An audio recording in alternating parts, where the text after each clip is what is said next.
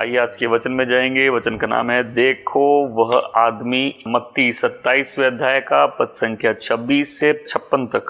तब उसने बरअब्बा को तो उनके लिए छोड़ा, पर यीशु को कोड़े लगवाकर क्रूस पर चढ़ाए जाने के लिए सौंप दिया। तब राज्यपाल के सैनिक यीशु को प्रोटेरियम में ले गए और वहां उसके चारों ओर समस्त रोमी सैन्य दल को एकत्रित कर लिया। फिर उसके वस्त्र उतार कर उन्होंने उसे गाढ़े लाल रंग का चोंगा पहनाया और कांटों का मुकुट गूंथ कर उन्होंने उसके सिर पर रखा और उसके दाहिने हाथ में सिरकंडा दिया। फिर उसके आगे घुटने टेक कर वे उसका उपहास करने लगे, हे यहूदियों के राजा तेरी जय हो। उन्होंने उस पर थूका और सरकंडा लेकर वे उसके सिर पर मारने लगे। उपहास करने के बाद उसका चोगा उतारा और उसी के वस्त्र उसे पहना दिए और क्रूस पर चढ़ाने के लिए ले चले। जब वे बाहर निकल रहे थे, उन्हें शिमोन नामक एक कुरेनी मिला।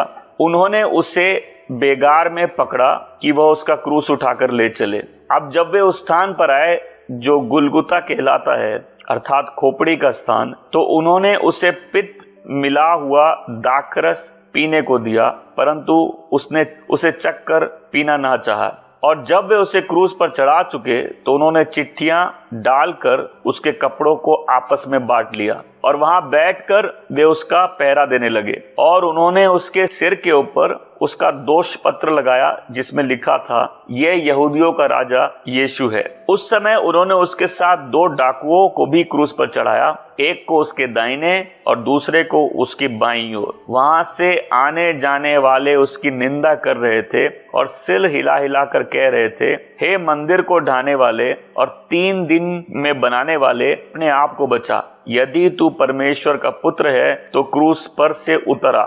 उसी प्रकार मुख्य याजक भी शास्त्रियों और प्राचीनों के साथ उसका ठट्टा करते हुए कह रहे थे, इसने दूसरों को बचाया पर अपने आप को नहीं बचा सकता। यह इज़राइल का राजा है, अब क्रूस से उतरे तब हम इस पर विश्वास करेंगे। यह परमेश्वर पर भरोसा रखता है, यदि वह इससे प्रसन्न है तो अभी छुड़ा ले, क्योंकि इसने कहा मैं परमेश्वर का पुत्र हूँ। जो डाकू उसके साथ क्रूस पर चढ़ाए गए थे वे भी इसी प्रकार उसकी निंदा कर रहे थे।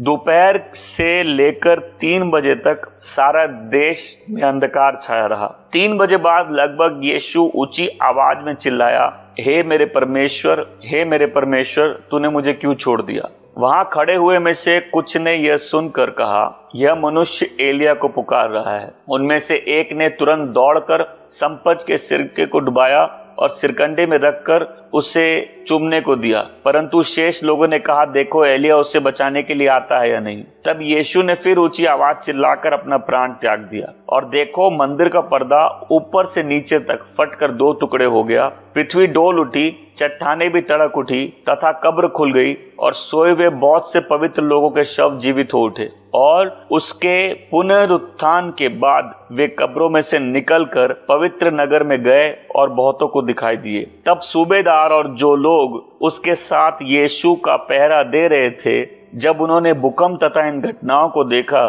तो अत्यंत भयभीत होकर कहा, सचमुच ये परमेश्वर का पुत्र था। और वहां बहुत सी स्त्रियां जो यीशु की सेवा करती हुई गलील से उसके पीछे चली आई थी, दूर से देख रही थी। उनमें मरियम मगदलिनी, याकूब और यूसुफ की माता मरियम और जब्दी के पुत्रों की माता थी। पायलट यीशु को लोगों के हाथों में सौंप कर कहता है, देखो यह आदमी। मैं एक और पंक्तियों को कुछ पढ़ूंगा। यशाया की पुस्तक 53 अध्याय से पद संख्या 4 से 7। निश्चय ही उसने हमारी पीड़ाओं को आप सह लिया और हमारे दुखों को उठा लिया, फिर भी हमने उसे परमेश्वर का मारा और कूटा, दुर्दशा में पड़ा हुआ समझा। परंतु वो हमारे ही अपराधों के कारण कुचला गया, हमारी ही शांति के लिए उस पर ताड़ना पड़ी। उस पर कोड़े खाने से हम चंगे हुए। हम तो सब के सब भेड़ों के समान भटक गए थे, हम में से प्रत्येक अपना अपना मार्ग लिया, परंतु यहोवा ने हम सब का अधर्म का बोझ उसी पर लाद दिया। वह सताया गया और उसे दुख दिया गया, फिर भी उसने अपना मुंह ना खोला। जैसे मेमना वध होने के समय तथा भेड़ अपने ऊन कतरने वाले के समय शांत रहती है, वैसे ही अपना मुंह उसने ना खोला। वो हमारे ही पापों के लिए कुचला गया, हमारी शांति के लिए उस पर ताड़ना पड़ी, उसके कोड़े खाने से हम चंगे हुए। यीशु को पायलट लोगों के सामने खड़ा करके कहता है, देखो ये आदमी। मतलब लोगों को जो चाहिए था कि यीशु को क्रूस पर चढ़ाया जाए, लोगों को वही मिला। और उसके बाद यीशु को कोड़े मारे जाते हैं, उन पर थूका जाता है, कांटों का ताज उनके सिर पे डाला जाता है, उनका मजाक उड़ाया जाता है। उसके सामने रोमी जो सिपाही होते हैं वो घुटने टेक कर कहते हैं, तू यहूदियों का राजा है। उसको सिरकंडे से उसके सिर पर मारते हैं, उसे क्रूस पर चढ़ा देते हैं और उसके क्रूस पर लिख देते हैं, यीशु जो यहूदियों का राजा है। जब पायलट के सामने उसका न्याय चल रहा था तो सुबह का समय था, करीब 6 बजे से पहला पहर इनका चालू होता है। 7 बजे पहला, 2, 8 बजे दूसरा, 9 बजे तीसरा पहर। लेकिन अब ये 9 बजे से सवेरे के 3 बजे तक की कहानी है। ये 6 घंटों की कहानी है। ये अब जो ठंडा मौसम होता है वो चला गया और सब कुछ बहुत गर्म हो गया। यहाँ जो सिपाही हैं वो यीशु को क्रूस पर चढ़ाने के लिए ले जाते हैं और अब इस एक व्यक्ति पर, परमेश्वर के पुत्र पर, जो शरीर में इंसान बन के आया, पूरी दुनिया के पाप इसके ऊपर डाल दिए जाते हैं। ये इंसान के पूरे हिस्ट्री का सबसे काला समय था, सबसे दर्दनाक और सबसे अंधकार वाला समय था। ये कहानी चारों सुसमाचार में है। यीशु के मरने की कहानी, यीशु के क्रूस पे चढ़ाए जाने की कहानी, क्योंकि इस कहानी के बिना हमारा मैसेज टोटली इनकम्पिटेंट है। इस कहानी के बिना यीशु सिर्फ एक धर्मगुरु या कोई चमत्कारी व्यक्ति थे, लेकिन इस कहानी से सब कुछ, ये जो मैसेज है, क्रिश्चियनिटी का मैसेज है, इस क्रूस के कारण वो सारे धर्म के मैसेजेस से अलग है। ये मैसेज, क्रॉस का मैसेज, बहुत अपीलिंग नहीं है, बहुत अच्छा नहीं लगता है। ये मैसेज बहुत दर्द का मैसेज है। किसी को ये बताना कि हमारे पापों के लिए एक व्यक्ति क्रूस पर मर गया, ये इतना अपीलिंग मैसेज नहीं है। क्रॉस बहुत लोगों को ऑफेंड करता है। और जब एक व्यक्ति प्रभु यीशु पर विश्वास करता है, वो उस क्रूस पर मरने वाले मुक्तिदाता पर जब विश्वास करता है, वो खुद भी उसके साथ मर जाता है। वो जगत के लिए, जगत के अभिलाषाओं के लिए वो खुद भी मर जाता है। यहाँ इस क्रूस पर गॉड कौन है सही में रिवील होता है। यहाँ उस क्रूस पर परमेश्वर रिवील होता है। बिना उस क्रूस के ये मैसेज इनकम्प्लीट है। वो क्रॉस ग्लोरी का क्रॉस है। वो क्रॉस में जब प्रभु यीशु मरते हैं, वो दिखाता है परमेश्वर का असली स्वभाव क्या है। पुनरुत्थान, प्रभु यीशु का मरकर जी उठना, इसका मतलब ये है कि वो व्यक्ति जिस पर आरोप लगा और जिसको मार दिया गया, वो बाइज्जत बरी है, वो निष्पाप है, परमेश्वर का बेटा है। परमेश्वर ने उसको मरे में से उठा दिया। और हम लोग सबको वो रेजरेक्शन की, पुनरुत्थान की ग्लोरी चाहिए, लेकिन क्रॉस से बिना गए कोई ग्लोरी नहीं है। और अगर यीशु पुनरुत्थान भी हुए तो वो उस क्रूस की दर्द और शर्म को नहीं छीन सकता। जितने लोगों ने प्रभु यीशु के, एक्चुअली इंग्लिश में जो वर्ड है विटनेस, गवाह, तो जितने लोगों ने ये गवाही दुनिया में फैलाने की कोशिश की, उनको समझ में आ गया कि ये गवाही बहुत मूल्यवान है। मतलब इसका मूल्य कई बार लोगों को अपने ही जीवन से देना पड़ा। जिस परमेश्वर ने पूरी पृथ्वी को लटका के रखा, उसी परमेश्वर को क्रूस पर लटका दिया गया। जिसने स्वर्ग को एक जगह फिक्स किया, उसी को क्रूस पर फिक्स कर दिया गया। देखो इस आदमी को। और इस घटना में जितने सारी बातें होती है, काश उन लोगों को उस दिन समझ में आता ये हो क्या रहा है। किसी और दिन ये आम घटना हो सकती है, क्योंकि जिस जगह प्रभु यीशु को मारा गया, उस जगह आमतौर पर लोगों को क्रूस पर चढ़ाया जाता था। रोमन गवर्नमेंट का तरीका था न्याय करने का, मौत देने का, जो बहुत ही क्रूर तरीका था, बहुत गंदी मौत थी वो। लेकिन वो दिन कोई और दिन नहीं था, वो दुनिया का सबसे काला दिन था। तो यहाँ कुछ इवेंट्स हैं मैं जिसके बारे में बात करना चाहता हूँ। उसमें शुरुआत करते हैं उन सिपाहियों की जो उसका मजाक उड़ा रहे थे। अगर उनको मालूम होता कि वो जो कर रहे हैं उसका मतलब क्या है, क्योंकि वो उसके सिर पे कांटों का ताज पहनाते हैं, उसके हाथों में सिरकंडा देते हैं दाहिने हाथ में, और उसके सामने घुटने टेक कर उसका मजाक उड़ाते हैं, कहते हैं यीशु यहूदियों का राजा। जब ये ऐसा कर रहे, शायद इनको नहीं मालूम कि ये राजा का राज अभिषेक है। ये वही राजा है जो पैदा हुआ, जिसको पहले हेरोद ने मारने की कोशिश की। इसको मारने के लिए 2 साल से नीचे सारे बच्चों को मार दिया। ये वही राजा है जो पैदा हुआ राजा बनने के लिए, और जिस दिन उसको क्रूस पर चढ़ाना था उसके सिर पे वो कांटों का ताज पहना दिया। शायद सिपाहियों को मालूम नहीं कि यीशु के सिर पे बहुत सारे ताज है, वो राजाओं का राजा, वो सिर्फ राजा नहीं है, लेकिन उनको नहीं मालूम ये एक रूप से उसका राज्य अभिषेक था, जहां सही में यहूदियों के राजा को यहूदियों ने नकार दिया और उसको क्रूस पर चढ़ाने के लिए छोड़ दिया। ये उसके सिर पे ताज पहनाते कांटों का, हाथ में सिरकंडा देते। ये वही राजा है जिसके हाथ में राजदंड है और इसके सिर पे बहुत सारे ताज हैं, लेकिन इसका राज्य अभिषेक देखिए कैसा। और उसके सामने घुटने टेक कर बोल रहे हैं यीशु, ये मजाक उसका उड़ा रहे थे कि ये प्रभु यीशु का, कि यीशु यहूदियों का राजा। बाइबल में लिखा है कि हर घुटना उसके सामने टिकेगा और हर मुख अंगीकार करेगा कि यीशु ही प्रभु है। मैं चाहता हूं इन दोनों पैरेलल को, इस दोनों कहानियों को बड़ा ध्यान से समझिए कि एक दिन ऐसा आएगा हर जन को प्रभु यीशु के सामने घुटना टेकना पड़ेगा। एक हम हैं जो प्रभु पे विश्वास करते और अपना घुटना उसके सामने टेकते हैं, और एक ये लोग हैं जो उसके सामने घुटना टेक रहे हैं, कह रहे वो राजाओं का राजा है, उसके सिर पे कांटों का ताज रखते हैं, लेकिन इनको नहीं मालूम कि ये क्या कर रहे हैं। मैं चाहता हूं इस कहानी की जो गहराई है आप उसको समझे। राजाओं का राजा, मालिकों का मालिक, प्रभुओं का प्रभु उस दिन उन लोगों के सामने बेइज्जत हो रहा है, उस पर थूका गया, उसको मारा गया, उसको कोड़े मारे गए और उसके सिर पे कांटों का ताज रख दिया गया, उसके सिर पे सिरकंडा मारा गया, उसके सामने घुटने टेक कर ये कह रहे हैं यीशु यहूदियों का राजा। घुटने तो टिकेंगे, उनको नहीं मालूम था कि हर घुटना इसी के सामने टिकेगा। जब पेंतकोस्त के बाद पतरस प्रचार करता है, कहता है कि जिसको तुमने क्रूस पर चढ़ाया उसी को परमेश्वर ने मरों में से उठा दिया और उसको अपने दाहिने विराजमान करके उसका नाम हर नामों से ऊंचा है कि हर घुटना उसके सामने टिकेगा और हर मुख अंगीकार करेगा कि यीशु प्रभु है। Jesus is lord to the glory of the father. इनको नहीं मालूम था ये क्या कर रहे हैं। शायद प्रभु ने जब प्रार्थना करके कहा कि हे पिता इनको माफ कर दे, ये नहीं जानते क्या कर रहे हैं, उसका यही मतलब था। इनको नहीं मालूम था ये क्या कर रहे हैं, इनको नहीं मालूम था ये कैसे प्रोफेसीज फुलफिल कर रहे हैं, इनको नहीं मालूम था उस दिन किसको क्रॉस पर चढ़ाया जा रहा है, उनको नहीं मालूम था वो कौन है। खुद जिसने पूरी दुनिया को एक स्थान दिया, फिक्स किया, उसी को इन्होंने क्रूस पर फिक्स कर दिया। और उस दिन कोई आम आदमी नहीं मर रहा था, उस दिन परमेश्वर का निष्पाप मेमना, खुद परमेश्वर का पुत्र, परमेश्वर को कोई मार नहीं सकता, लेकिन यीशु जो आदमी के रूप में, पायलट ऐसे प्रेजेंट करता, देखो यह आदमी। वहां से उसको ले जाते हैं और रास्ते में शिमोन नामक एक व्यक्ति होता है, क्योंकि यीशु अब इतनी मार खाने के बाद यीशु क्रूस उठा नहीं पा रहे थे, इसलिए उन्होंने शिमोन नाम के एक व्यक्ति जो साइरीन था, मतलब ये इजराइल से बाहर का व्यक्ति था लेकिन था विश्वासी यहूदी, क्योंकि इनके भी आराधनालय यरूशलेम में थे, तो ये वहां था। जरूर भीड़ में इसका भी ध्यान प्रभु यीशु पर गया होगा। और प्रभु यीशु के मर उठने के बाद वो दो लोग जो इमौस जा रहे थे, वो प्रभु यीशु से ही पूछते हैं आपको नहीं मालूम आज क्या हुआ? पूरा शहर जानता, सबको मालूम है क्या हुआ। तो क्योंकि सबको मालूम है क्या हुआ, ये जो इवेंट है बहुत लोग इसको देख रहे होंगे।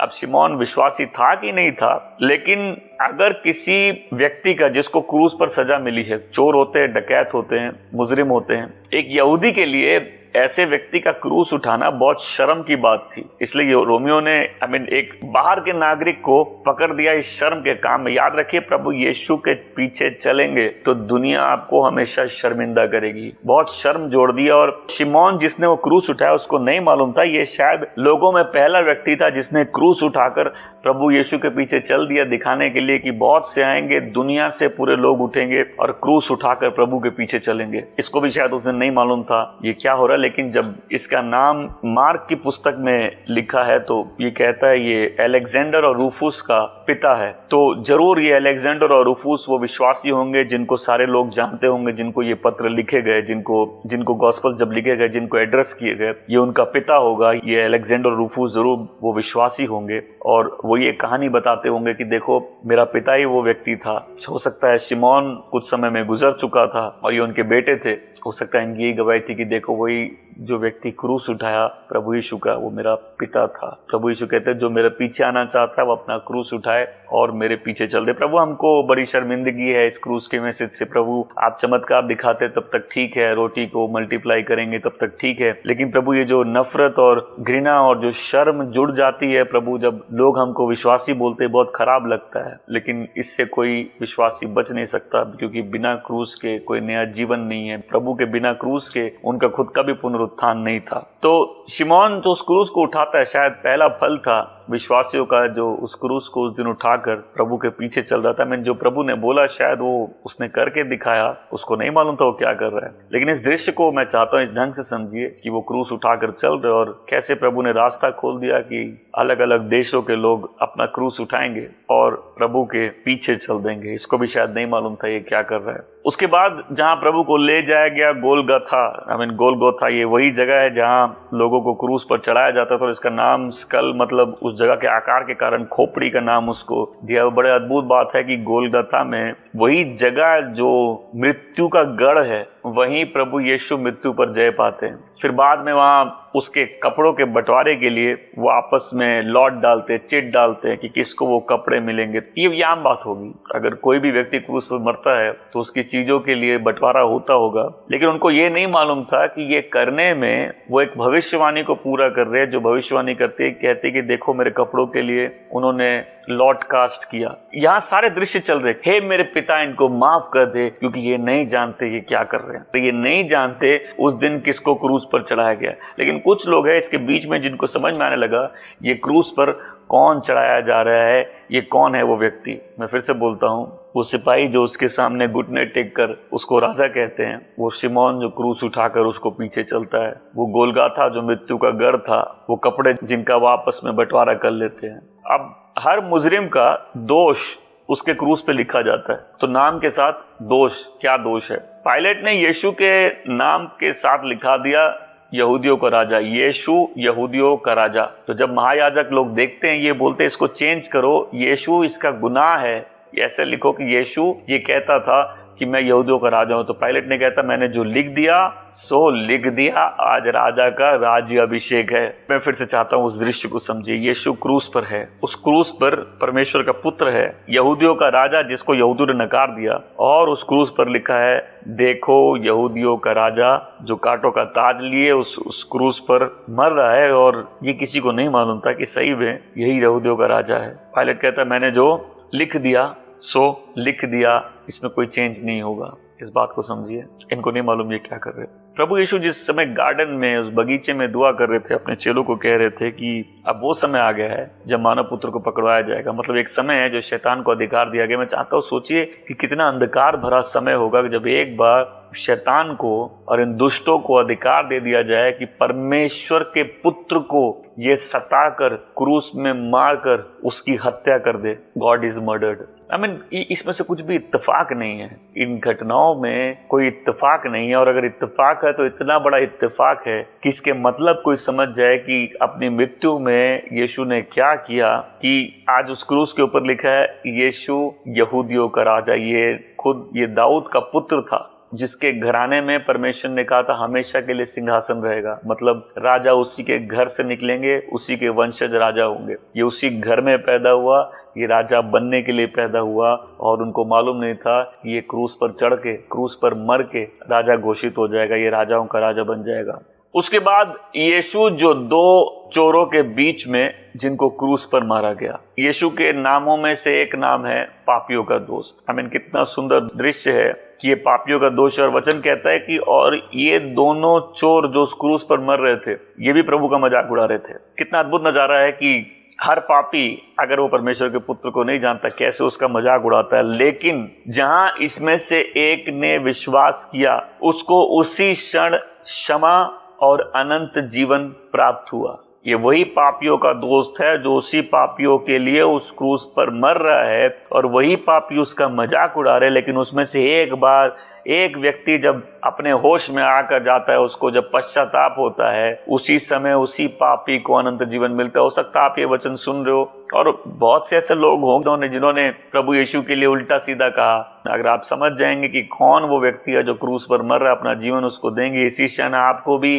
अनंत जीवन और क्षमा मिलेगी, क्योंकि वो पापियों का दोस्त है। वो व्यक्ति है जिसने पापियों के लिए अपना जीवन दे दिया। और बहुत अजीब बात है कि पापी सबसे ज्यादा उसी से घृणा करते हैं, पापी उसी के लोगों को सताते हैं, उसी के लिए बुरा भला कहते हैं। उसके बाद हम देखेंगे कि महायाजक जो उसका मजाक उड़ा रहे थे, और कितनी अद्भुत बात है, इसने दूसरों को बचाया पर ये अपने आप को बचा नहीं सका। और ये इस बात को नहीं जानते थे कि क्योंकि इसने दूसरों को बचाया इसीलिए ये अपने आप को नहीं बचा रहा। यीशु ने कहा कोई मेरे प्राण मुझसे नहीं लेता है, लेकिन मैं खुद देता हूँ। इस बात को मतलब को समझिए, वो बोल रहे हैं ये दूसरों को बचाया लेकिन ये खुद को नहीं बचा सका, और उनको ये नहीं समझ में है क्योंकि इसने दूसरों को बचाया ये खुद को नहीं बचा रहा है, क्योंकि इसने हमको और आपको बचाना चाहा, इसलिए उस दिन ये अपने आप को नहीं बचाना चाहता था। वचन कहता है 6 घंटे से 9 घंटे तक पूरी जगह अंधकार में चली जाती है। सूरज भी अपना मुंह छुपा लेता है